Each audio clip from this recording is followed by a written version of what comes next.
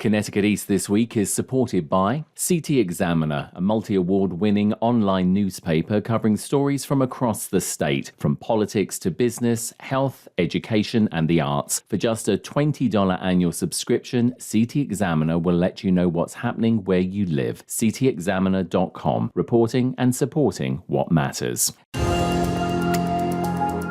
It's not your grandfather's Chamber of Commerce. We check in with the Chamber of Commerce of Eastern Connecticut and their Innovation Center as it celebrates its second anniversary. Plus, we take a look at other stories making the headlines from around the region. This is Connecticut East This Week.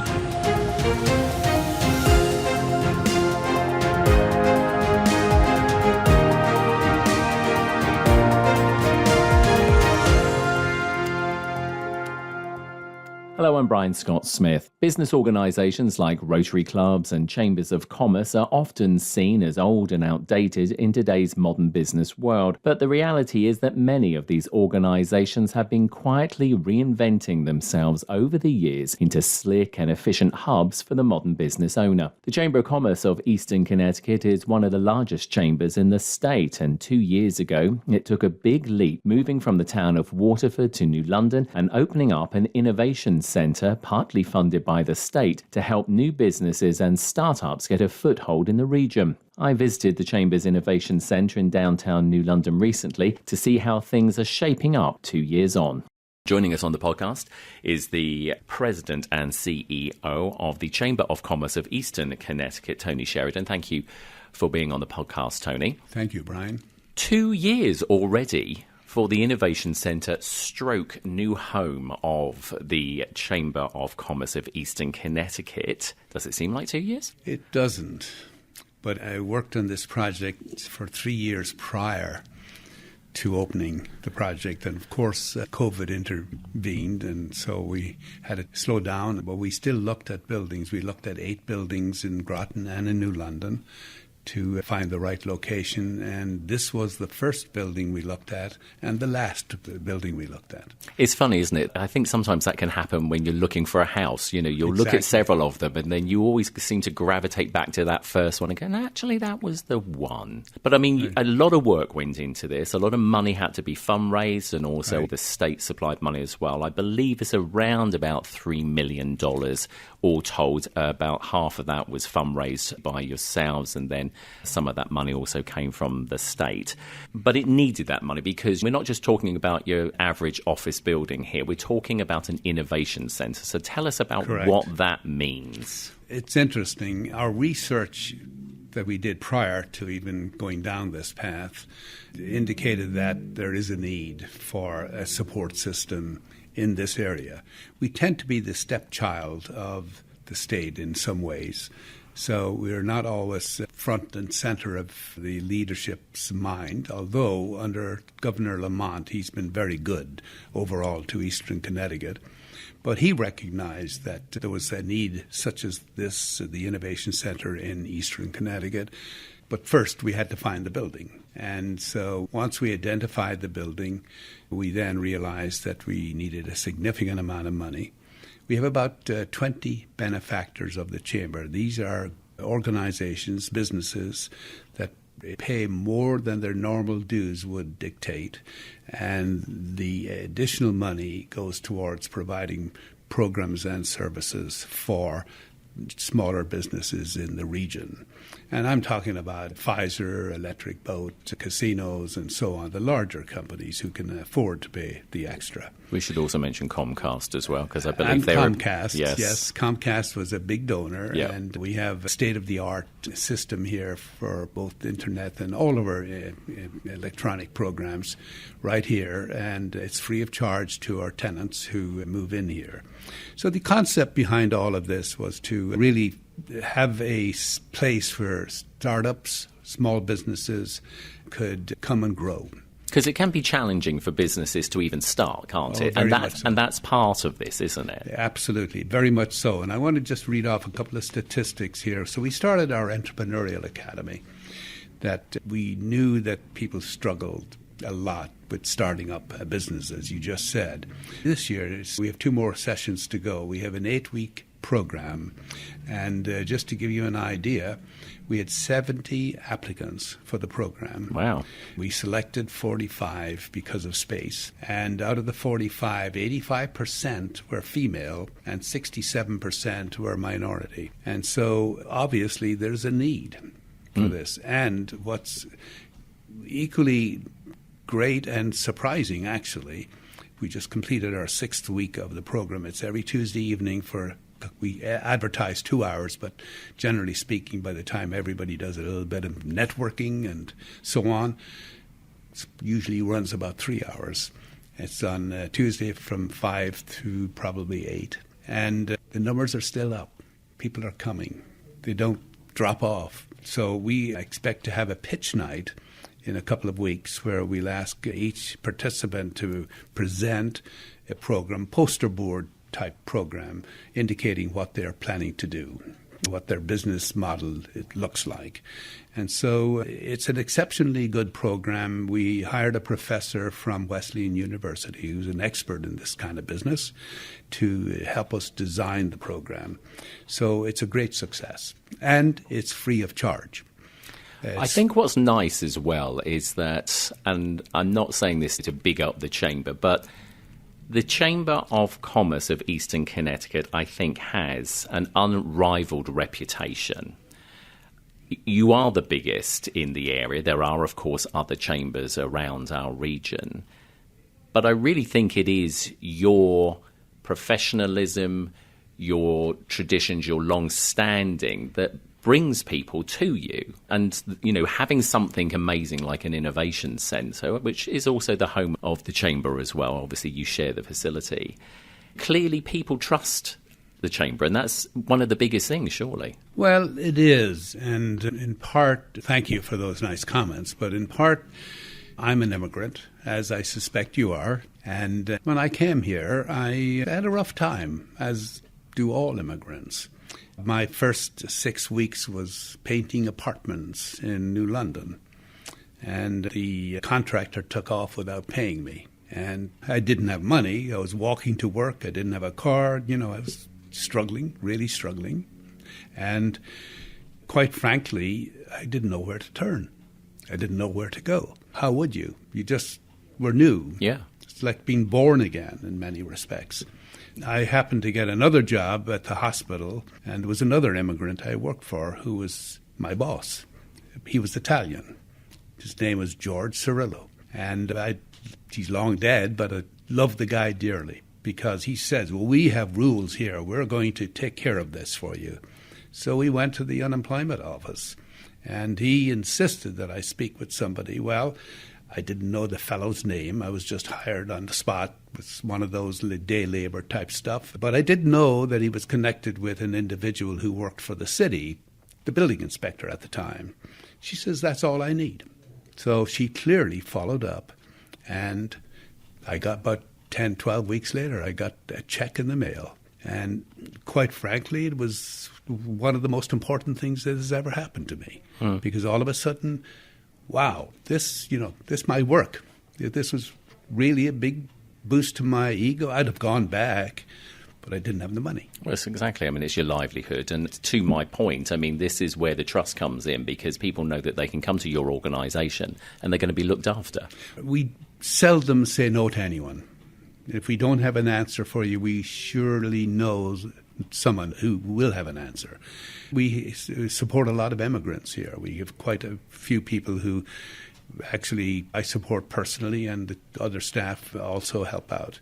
And immigrants are important to the economy of this region. You look at any good restaurant out there, and it's usually owned and run by an immigrant family. They're not afraid to work. They'll work 7 days a week if they have to, and many of them do. And they're great contractors. If you look at all of the contractors now, a big percentage of them are foreigners. And we only deal with legal immigrants. We don't want to get into the challenge of figuring out who is legal, who is not. It's not our business, but generally speaking, you do know who you're dealing with. Small community. Talk to us more about the Innovation Centre because it offers a lot of services. There's accommodations and things. So just talk us through a little bit of what's available. We have a variety of people who the written regulation is if someone we have an attorney here, an environmental attorney, for example, John Bashaw, and John is always willing to sit down with somebody who walks in and has some questions. He's not looking for a contract, but it's part of the understanding if you're here, you'll be helpful. We have a financial analyst, Lee Culture, who is also more than willing to sit down with people and answer some questions. We have one exception in terms of we have a nonprofit organization, Habitat, here, and we made that an exception to have that nonprofit here in part because of the dire shortage of housing in the area. And Habitat is an amazing organization. This year and next year, they're going to be building 38 houses. Well, you know, we all knew Habitat as one house, 2 houses a year, volunteers and all of that. This group are dynamos. They're really pushing hard and they're building houses and answering a serious problem that Eastern Connecticut has. We had them on the podcast only recently and we're finding out about the amazing work they're doing. And as you said, the historic amount of housing that they are as a regional chapter, obviously, of Habitat. We have also the Black Alliance from Hartford here. They have an office here. And up until recently, we had an Hispanic organization that we're supporting other Hispanic people to find work and or start businesses. So we work closely with them. And a few other things we do, Brian, we do the administrative work for the World Affairs Council here. And we also do the administrative work for the Eastern Regional Tourism District. So that's just an example of the kind of work we do. So it's a busy spot, as you know. It's a hub of many things. Yes. Space-wise here, obviously, at the Innovation Centre, as we said, a lot of money spent, a beautiful interior to the building. Talk to us about how people can get hold of, say, some co-working space or whatever. All the offices are occupied at the moment. We will have a couple of vacancies shortly, but we do have work desks that are available immediately. But just contact the chamber and give any one of us, myself, a call, and log on to our website, chamberect.com. And someone will get back to you and we'll work with you if you're interested. What does it feel like for you and the team? You've now grounded yourself here. As we said, it's 2 years. The Chamber used to be based in Waterford. It's come back here, as I say, as part of the cohabitation with the Innovation Centre.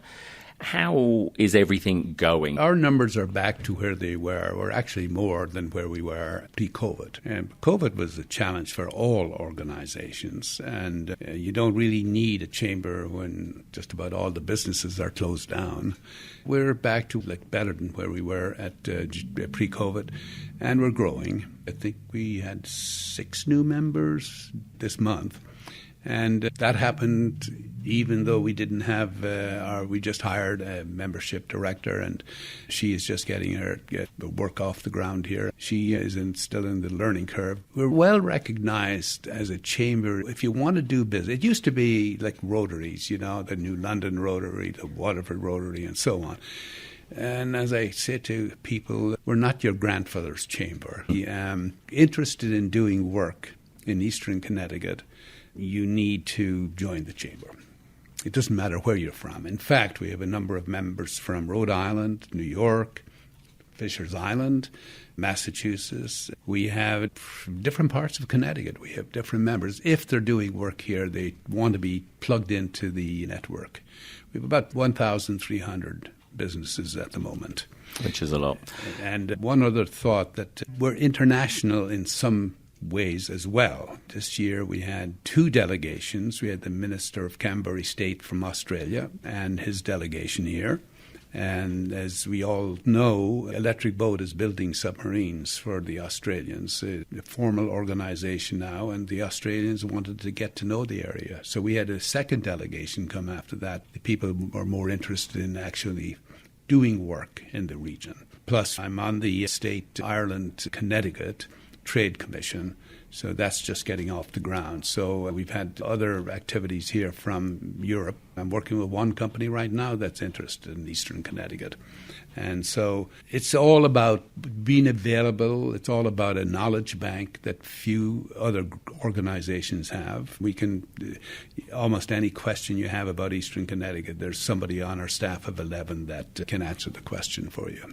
I think the other thing as well, and obviously I've known you and the Chamber for a number of years, obviously living in the area, is you're very community focused as well. And I'm not saying that other chambers aren't community focused, but you do a lot of events. I mean, just recently, the Military Appreciation Breakfast. Correct. There's a lot of things that you do, which again, I don't think that people would necessarily think that, a chamber would do that. Right. They're clearly important to you. Talk to us about just a few of those events, because they are a big deal.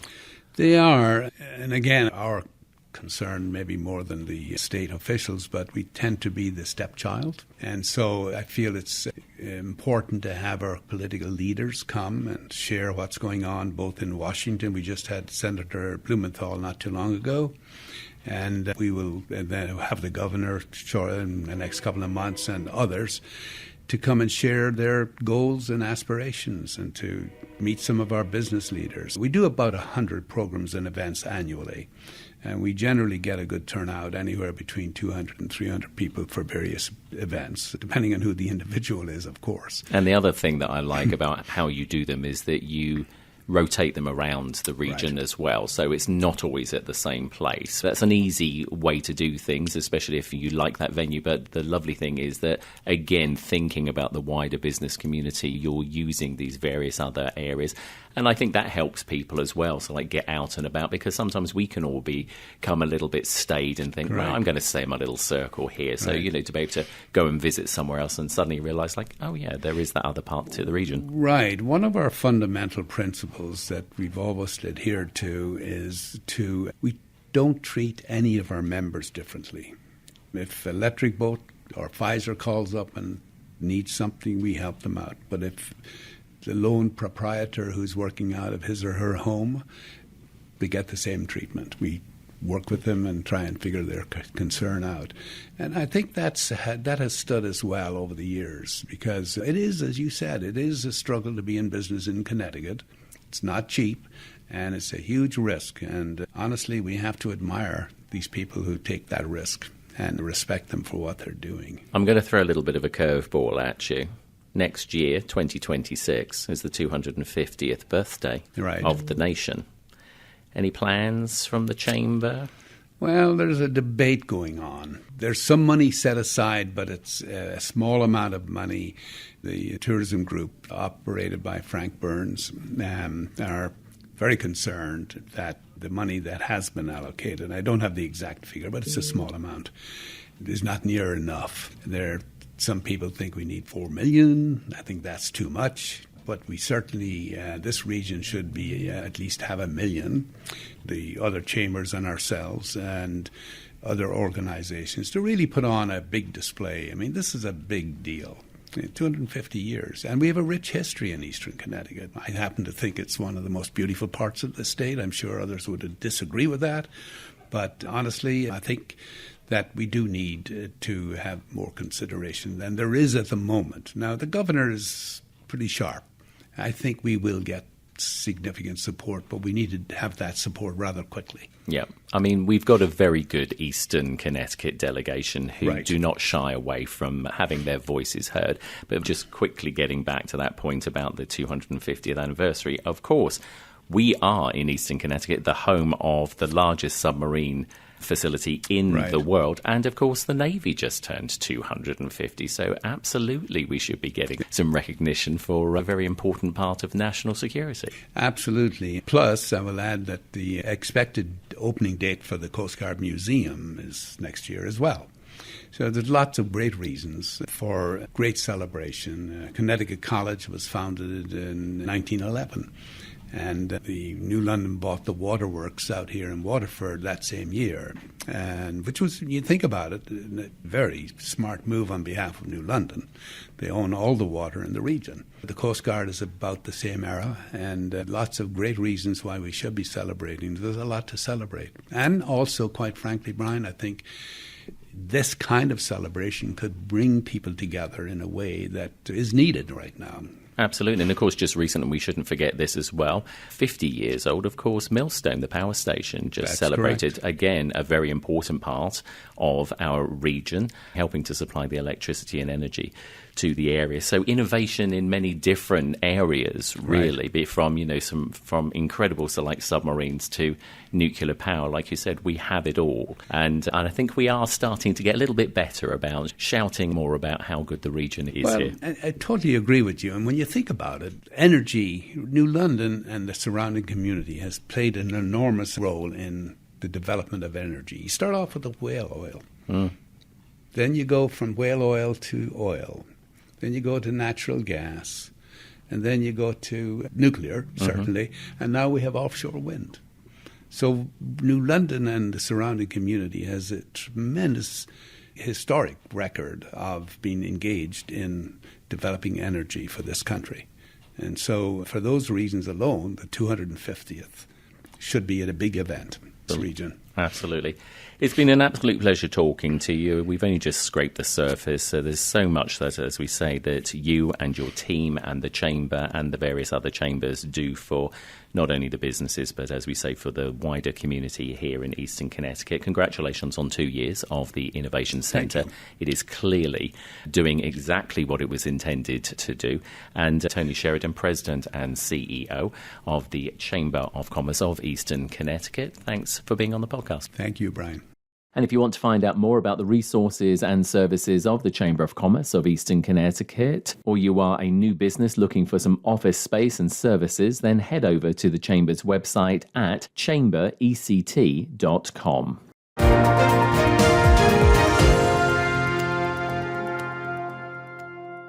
What I know about courage, I learned from my adoptive mom. She said sometimes you just gotta hold on and know we'll get through this. Mom, we are so high up. Hold my hand. No, you hold my hand. Here we go. Learn about adopting a teen from foster care. You can't imagine the reward. Visit adoptuskids.org to find out more. This message is brought to you by Adopt US Kids, the U.S. Department of Health and Human Services, and the Ad Council.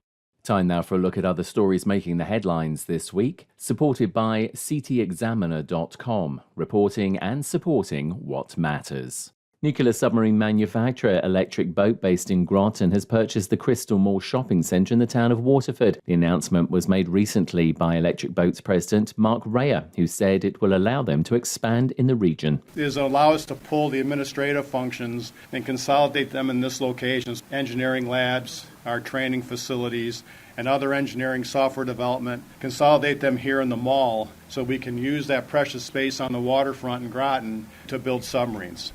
The footprint has changed in Groton. We're now currently assembling the first Columbia-class submarine. We need that space to be able to do that job, to build that protection for this nation. Earlier this year, EB purchased the former Macy's store at the Crystal Mall site for $6.5 million. Rob Brule, Waterford's first selectman, said it was an historic moment for the town. Represents a once-in-a-generation opportunity to reimagine a dormant site and bring it back to life with purpose and excitement. For decades, the Crystal Mall served as a hub of commerce and connection. Now, through this remarkable redevelopment, it will once again serve the region, this time as a center for innovation, skilled jobs, and continued economic growth. The latest acquisition gives EB almost the entire shopping centre, minus a former Sears store that is separately owned, that EB may also be interested in buying. EB said the remaining retail stores in the Crystal Mall will be phased out on a case-by-case basis as their leases come to an end. Although EB declined to comment on the price tag of their latest acquisition, sources close to the story say it believes that EB paid around $25 million for the Crystal Mall purchase. More than 400 participants came together for the annual Connecticut Housing Conference recently that was held at Foxwoods Resort Casino. The conference is hosted by the Connecticut Department of Housing and the Connecticut Housing Finance Authority and brings together people from housing organizations, financial institutions, as well as innovators from the public and private sectors like developers, architects, local and state leaders. One of the main talking points this year was the recently passed Housing Bill 5002 that was voted in by the General Assembly but ultimately was vetoed by the governor earlier this year. Jason Rojas is the House Democrat Majority Leader and spoke about the bill's issues. Towns and cities have to be partners in this. I respect towns and cities and the decisions that need to be made at the local level. That makes the most sense. But keep in mind, it's about a 100-page bill. We are actually disagreeing about 15 pages of the 100 pages. 85 pages, nobody actually has an issue with. Those 15 pages of issues are where there is disagreement. And granted, that has been the most politically sensitive when we're talking about fair share and trying to ensure that towns put together plans that are actually informed by data and actually have actual goals in them and actually have accountability measures in them. Otherwise, why do any of this if there's no accountability? Other topics at the conference included local land use and better ways to end homelessness in the state, as well as building more affordable homes. Governor Lamont gave the closing remarks at the conference, but before doing so answered reporters' questions about the vetoed bill and when a new one might be announced. We also have a housing bill that we're in discussions with our towns and cities to make sure they're behind it, make sure they can take the lead in creating housing in their communities as well. We're going to hold them to it. I think we're pretty close. Look, you need the mayors and first selectmen behind it because they're the ones implementing in each of their towns and cities.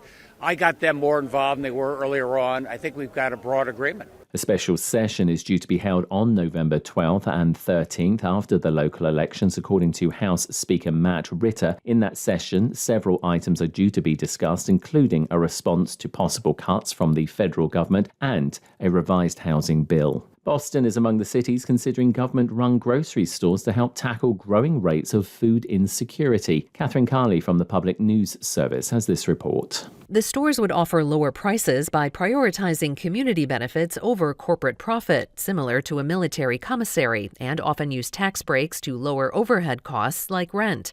Boston City Councilor Liz Braden says people need better access to fresh local produce at prices they can afford. The federal government is in the process of cutting SNAP benefits for people, and we feel that in order to get ahead of that, we have to look at different options. Critics say the stores would put smaller and independent grocers at a disadvantage and that taxpayers would ultimately bear the cost of lower prices. Braden points out that the government already subsidizes food pantries and other nutrition programs. I'm Catherine Carley. And in the CT Examiner this week, Francisco Uranga reports on the continuing allegations of wrongdoing by the state's Public Utilities and Regulatory Authority, or PURA, despite the resignation of its former chairperson, Marissa Gillette, and an ongoing feud between PURA and the state's utility companies. Recently, Connecticut Natural Gas and Southern Connecticut Gas filed a notice requesting additional discovery in an ongoing legal appeal, seizing on new allegations from within PURA that its general counsel, Scott Musker, had been withholding records that clearly responded to requests under the Freedom of Information Act and making intentionally misleading and false statements under oath concerning the documents. The two companies stated the situation further demonstrated a deeply rooted culture of non-compliance at the highest levels of PURA. And Daniel Tetfer reports on the conclusion of the Costa Diamantis court case in which the former state budget director is facing more than a dozen years behind bars after a federal jury found him guilty of soliciting thousands of dollars in bribes while overseeing the state's school construction office. Diamantis is free on bond pending his sentence on January 14th. He is awaiting a second trial on corruption charges scheduled for early next year. Following the verdict, Governor Lamont released a statement calling the conviction of Diamantis a stark reminder of a violation of the public trust. Lamont fired Diamantis back in 2021 following disclosure of the federal investigation.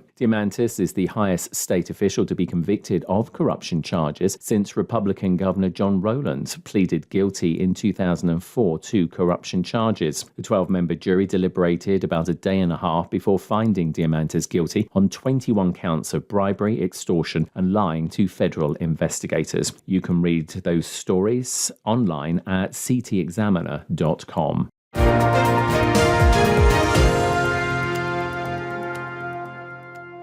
That's all from us for this edition. Do send us your questions and story ideas to the show via our website at connecticut-east.com or Facebook or Twitter at Connecticut East and on Instagram at Connecticut East This Week. And you can listen to the show again on our social platforms, on demand, and by asking your smart speaker to play Connecticut East This Week podcast. And please like, follow, and share on your social media too. I'm Brian Scott Smith. Thank you for listening.